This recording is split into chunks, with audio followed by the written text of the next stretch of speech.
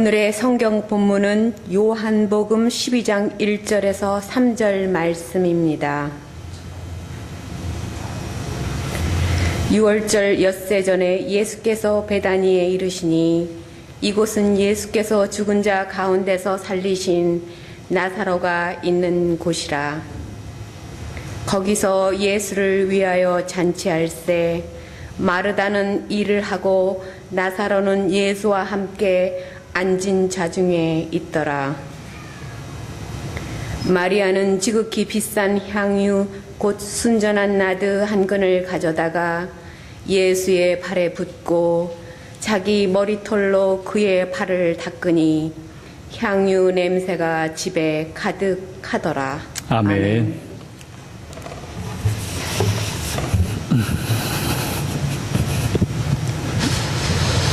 잠깐 기도하겠습니다.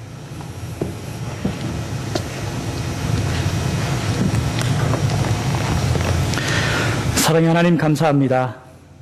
저희가 하나님을 사랑의 하나님으로 부릅니다. 때로는 우리가 정의하고 우리가 생각하는 그 사랑으로 그 사랑의 하나님을 정의하고 있지 않은지 우리를 되돌아보게 하여 주시옵소서. 우리가 부르는 것보다 더 크신 하나님, 우리가 생각하는 것보다 더 크신 하나님, 우리가 기대하는 것보다 더 크셔서 더 큰 것을 우리와 함께 하시는 그 하나님, 그래서 하나님을 우리의 아버지로 고백하는 우리 모두가 주님의 말씀 앞에 고개를 숙이게 하시고 우리의 마음을 열어 그 말씀을 받을 수 있도록 하나님 함께하여 주시옵소서. 우리의 잘못과 거짓과 허물들이 우리의 귀와 눈을 막지 않도록 하나님 인도하여 주시고 관건적으로 역사하시는 그 하나님의 능력이 이 시간에 좌정하여 주셔서 새로움을 덧입을 입어서 새로운 마음으로 돌아갈 수 있는 복된 시간 될 수 있도록 하나님 인도하여 주시옵소서. 예수님의 이름으로 기도하옵나이다. 아멘. 가끔 우리를 향한 그 하나님의 사랑과 그 하나님의 은혜를 우리가 생각할 때 참으로 놀라운 일이 많습니다. 그 중에 첫 번째가, 적어도 저에게 첫 번째는 어떻게 그 크신 하나님께서 어떻게 이 낮고 낮은 땅에 내려올 수 있었을까를 생각하면 그 하나님의 위대함이 얼마나 크신지 생각합니다. 가끔 우리는 그 전능하신 하나님을, 그 위대하신 하나님을 아주 높으신 곳에서 찾을 때도 있습니다. 그러나 가끔은 그 예수님을 정말로 낮고 낮은, 정말로 천한 곳에서 어떻게 저런 곳에 예수님이 계시는가 하는 그런 곳에서까지도 예수님을 찾을 수 있습니다. 만약에 그 하나님께서 아주 높은 곳에만 계시다면, 우리가 닿을 수 없는 그 높은 곳에만 계시다면 우리가 그 어떻게 하나님을 만날 수 있겠습니까? 하나님께서 우리를 찾아오셨기 때문에, 낮고 낮은 이곳을 하나님께서 친히 내려오셨기 때문에 우리가 하나님을 만날 수 있는 겁니다. 우리의 힘으로는, 우리의 허물로는, 우리의 능력으로는 그 무엇으로도 우리가 하나님께 도저히 나갈 길이 없는 거예요. 그래서 그 하나님이 친히 이 땅에 내려오신 것 아니겠습니까? 그게 하나님의 사랑 아니겠습니까? 그 하나님의 사랑을 우리의 마음속에 품고 살아가는 여러분들 되기를 기도합니다. 하나님의 겸손입니다. 예수님의 겸손입니다. 예수님께서 사람을 섬기기 위하여 이 땅에 내려오셨다면 우리의 가장 큰 첫째의 덕목도 그 예수님과 함께 섬기는 삶을 살아가는 것이 우리에게 가장 큰 덕목이 아닌가 생각합니다. 오늘은 2부 순서로 저희가 자립식을 갖기 때문에 말씀을 아주 짧게 증거하려고 합니다. 예수님과 함께 겸손하게 살아가는 삶을 생각할 때 여러분들 가장 먼저 첫 번째 떠오르는 것이 무엇입니까? 정의하기 힘듭니다. 그죠? 내가 어떻게 삶을 살아가야 겸손하게 사는 것인가 정의하기가 참 쉽지 않습니다. 그러나 오늘 본문에 오늘 한 여인의 그 이야기를 통해서 어떻게 우리가 하나님과 함께, 그 예수님과 함께 겸손하게 살아갈 수 있는가, 그것을 함께 고민하고 생각해 보려고 합니다. 오늘 본문 요한복음 12장 1절에는 이렇게 시작합니다.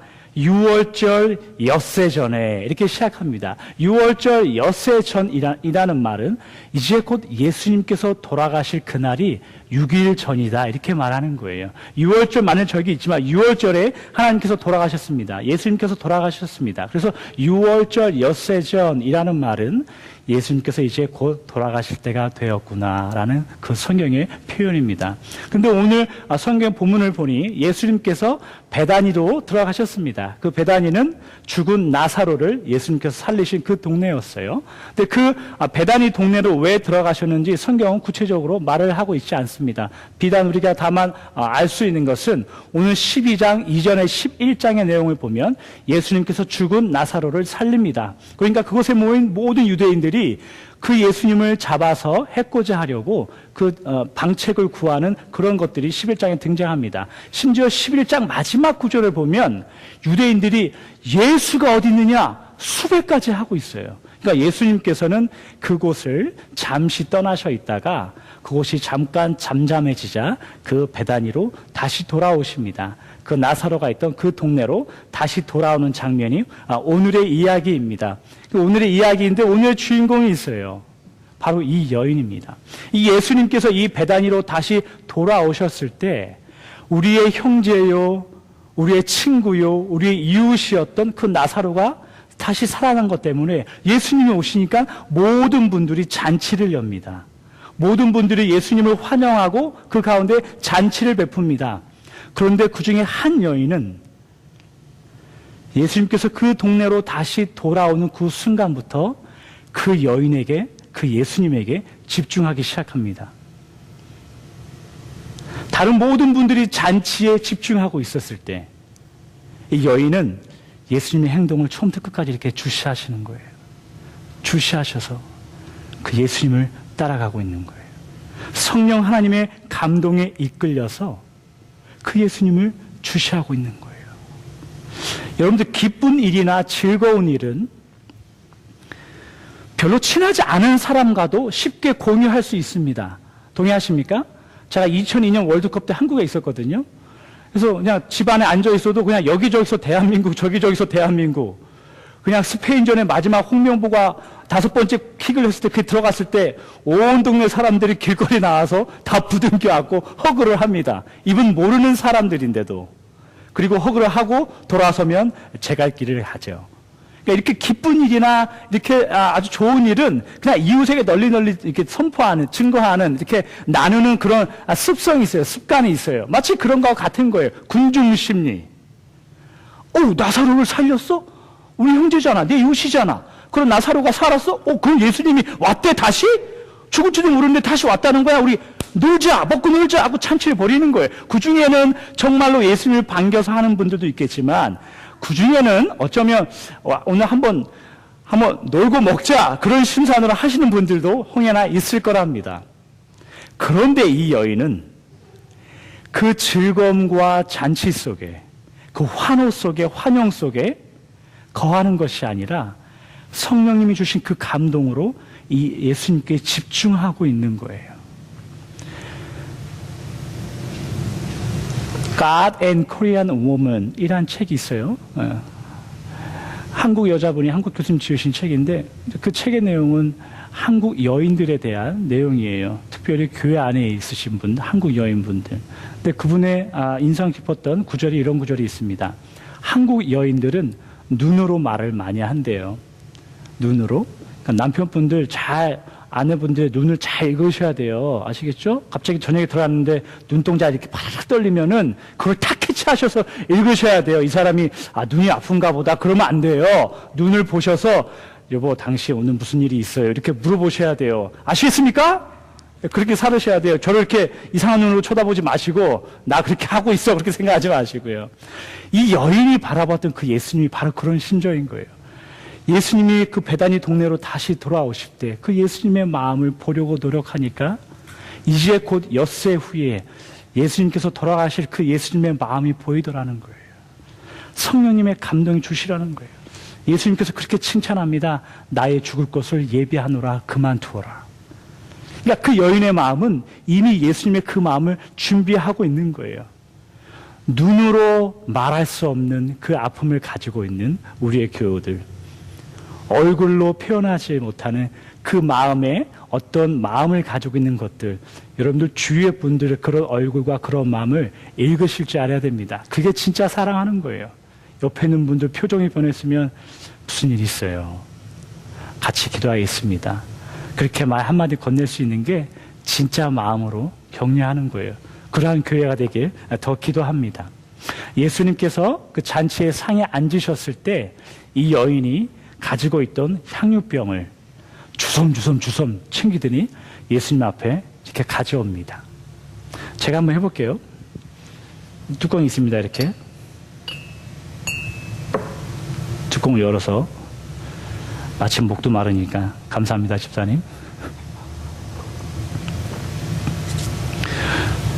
모든 분들이 이 행위에 집중합니다. 잔치가 있었고 모든 분들이 즐거워하고 있습니다. 모든 분들이 즐거워하고 기쁨하고 소리를 지르고 춤을 추고 있는 가운데 이 여인이 향유병을 집에서 가져오니까 모든 것들이 스탑되는 거예요. 모든 시선들이 그 향유병과 그 여인에게 쏠리기 시작하는 거예요. 그리고 그 여인, 그 향유병을 가져와서 예수님에게 드립니다. 더 깜짝 놀랄 행동은 뭐냐면 이 여인이 그것을 깨트려서 자신의 머리털로 그 예수님의 발을 씻기 시작합니다. 여러분들, 우리는 이 여인의 모습을 통해서 배울 수 있는, 예수님께 무엇을 들을 수 있는, 무엇을 배울 수 있을까요, 여러분? 중요한 사실이 있습니다. 머리털로 그 발을 닦기 위해서 여러분들 어떻게 해야 될까요? 엎드려야 돼요. 무릎을 꿇어야 돼요. 그 겸손하신 그 예수님을 마음속에 담기 위해서 이 여인이 했던 행동, 우리에게 여인이 보여주시는 그 교훈은 뭐냐면, 첫 번째, 예수님 앞에 즐거이 무릎을 꿇는 삶입니다. 예수님 앞에 즐거이 무릎을 꿇는 그 믿음의 고백과 그 삶이, 즐거이 무릎 꿇음이 여러분들의 믿음과 삶 가운데 충만하길 기도합니다. 여러분들 거기에 모인 모든 분들은요, 이렇게 주목합니다. 저 향유병을 왜 가져오는 거지? 심지어 오늘 보면 좀 몇 절만 넘어가시면 유다라는 하나님의 예수님의 제자가 이렇게 이야기합니다. 그것을 팔면 더 많은 사람을 도와줄 수 있을 거다. 이게 여러분들 어떤 의미를 갖냐면, 믿지 않는 사람들, 하나님의 정말 성령의 은혜를 입지 않은 사람들, 정말 예수님의 그 믿음을 소유하지 않은 사람들은 그 향유병에 관심이 많은 거예요. 그 향유의 값어치에 관심이 많은 거예요. 그 향유병이 얼마나 되는가에 더 관심이 많은 거예요. 근데 정말 믿음이 있는 사람들, 진짜 하나님의 구원받은 사람들, 진짜 신앙이 있는 사람들은 어떤 것에 지금 집중해야 되냐면 예수님의 발 앞에 무릎 꿇음에 집중해야 되는 거예요. 그러나 그곳에 모인 그 아무도 이 여인의 무릎 꿇음에 아무도 반응하지 않았어요. 아무도 반응하지 않았어요. 이게 신앙의 가치입니다, 여러분. 우리의 가치는 눈에 보이는 게 아니에요. 우리의 가치는 내가 얼마큼 큰 것을 주님 앞에 드렸냐의 그런 문제가 아니에요. 세상의 가치가 교회 기준의 가치가 되면 안 됩니다. 여러분들이 주님 앞에, 하나님 앞에 무릎 꿇는 그것이 진짜 가치인 거예요. 날마다 삶 가운데 여러분들 무릎 꿇고 사시는 여러분들 되기를 축복드립니다. 이 여인은 정말로 하나님 앞에, 예수님 앞에 무릎 꿇기를 정말 즐겨 했던 여인이었어요. 누가복음 10장 38절 이후부터 어떤 이야기가 등장하냐면, 예수님께서 베다니에 들어가셨을 때 이 마리아의 언니의 이름이 마르다였습니다. 이 마르다와 마리아, 이 두 여인이 예수님을 집으로 초대합니다. 그런데 이 마르다는 이 예수님께 무엇을 대접하려고 열심히 무언가를 집중합니다. 재미있는 사실은 오늘 본문 2절에 보면 이 마르다는 잔치 속에서 또 무엇을 계속 준비하고 있어요. 외형에 집중하고 있다는 거예요. 정말 가치 있는 것에 집중하지 못하고 있다는 뜻입니다.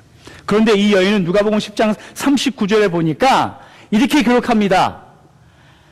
주님의 발 앞에 앉아서 말씀을 듣더라. 주님의 발 앞에 앉아서 말씀을 듣더라 라는 이 의미는 그 앞에 무릎 꿇어서 하나님의 말씀을 듣고 있는 거예요. 예수님 앞에, 하나님 앞에 무릎 꿇는 것이, 무릎 꿇어서 말씀을 듣는 것이 전혀 이상하지 않은 거예요. 너무나 자연스러운 거예요. 여러분들 이게 습관이 되시길 바랍니다. 주님 앞에 무릎 꿇는 것이 습관이 되시길 축복합니다. 무릎 꿇으셔야 돼요. 이게 진짜 여인이 보여주고 있는 겁니다. 다른 모든 사람들이 지켜보고 있어도 다른 모든 사람들이 주목하고 있어도 그 마음을 예수님 앞에 드리며 무릎 꿇는 그 삶, 여러분들의 삶이 되시길 주님의 이름으로 축복합니다. 두 번째, 이 여인이 우리에게 보여주는 아주 특별한 감동이 있습니다. 우리가 주목해야 할 것은 이 여인이 기름을 붓는 이 행동과 이 여인이 그 발 앞에 또 다른 행동하는 이 두 가지 모습을 봐야 됩니다. 두 번째, 이 여인이 우리에게 말씀하시는 그 교훈은 뭐냐면 예수님을 나의 겸손의 왕으로 모시고 나는 주님의 겸손한 자녀입니다. 이것을 보여주고 있습니다. 이 여인이 이 향유병을 가져와서, 이 향유는 기름이에요. 이 향유병을 깨트려서 예수님에게 붓습니다. 근데 우리가 아주 영적으로 중요한 의미를 여러분들께서 꼭 기억하셔야 돼요. 여러분들께서 구약 성경이나 또는 신약 성경을 읽으시면서 기름을 붓다라는 단어나 그런 상황들을 보면 꼭 알아야 할 것이 있습니다. 그게 뭐냐면 하나님께서 하나님의 택하신 하나님의 왕들을 세우실 때 기름을 부으셨어요.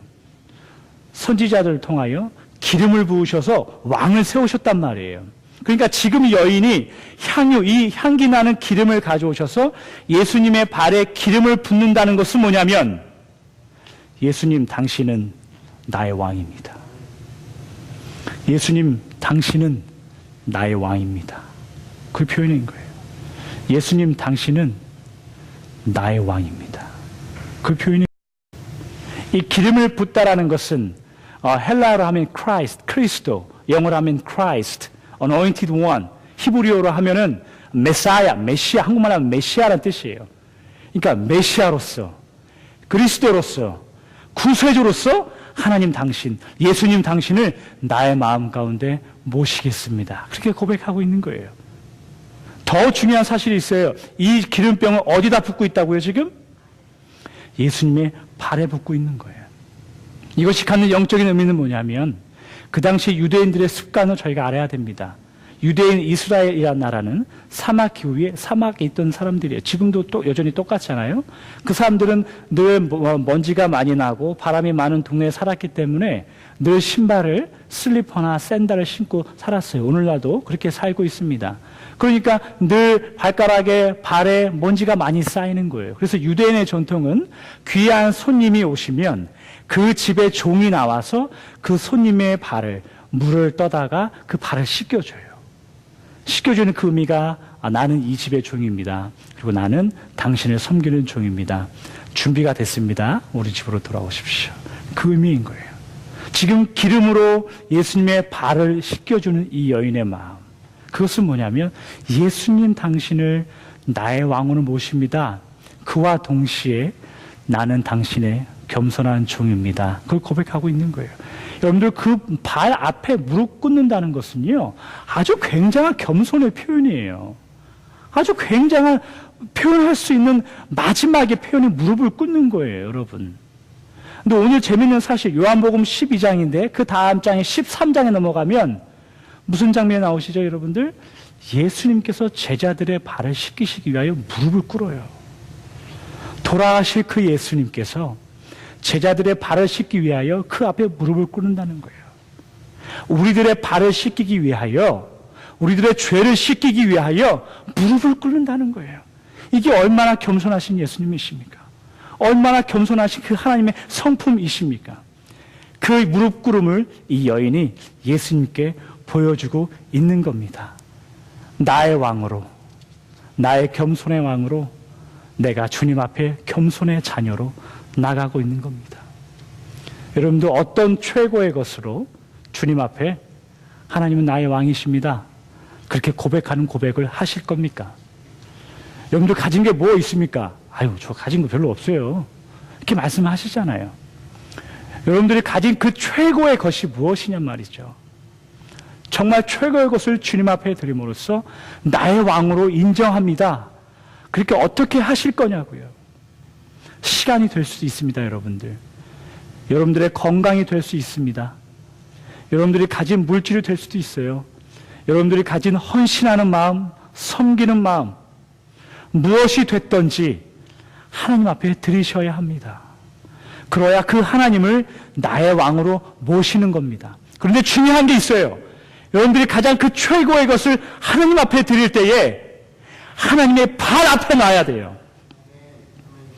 발 앞에 놓지 않는다면 내가 이것을 팔면 300데나리온인데 내가 이것을 세상에 팔면 10만 불, 20만 불인데 나 이거 하나님 앞에 드리겠습니다. 이러한 마음은 주님의 발 앞에 놓는 게 아니에요. 정말 주님 앞에 발 앞에 놓는 것은 주님, 나를 구원하신 그 하나님의 사랑이 너무나 크신데 내가 아무리 최고의 것을 주님 앞에 드린다고 이렇게 내놔도 주님 이것뿐이 없습니다. 주님 이거라도 받아주시겠습니까? 그러한 간절한 마음이 있어야 발 앞에 놓을 수 있는 거예요. 어떤 분들은 최고의 것을 드릴 때 최고의 마음을 갖습니다. 그것은 교만입니다, 여러분. 최고의 구분이 최고의 낮은 것으로 온 것처럼 우리가 최고의 것을 주님 앞에 드릴 때에 최고의 낮은 모습으로 주님 앞에 드려야 돼요. 그것을 오늘 본문이 말해주고 있습니다. 여러분들 사순절 마지막 5째 주일을 지내면서 이번 한 주간 주님 앞에 어떠한 최선의 것을 드릴 것인지 최고의 것을 드릴 것인지 그렇지만 그 최고의 것을 드릴 때에 겸손하게 주님의 발 앞에 겸손한 마음으로 무릎 꿇어 드리는 여러분들 되기를 주님의 이름으로 축복합니다. 기도하겠습니다.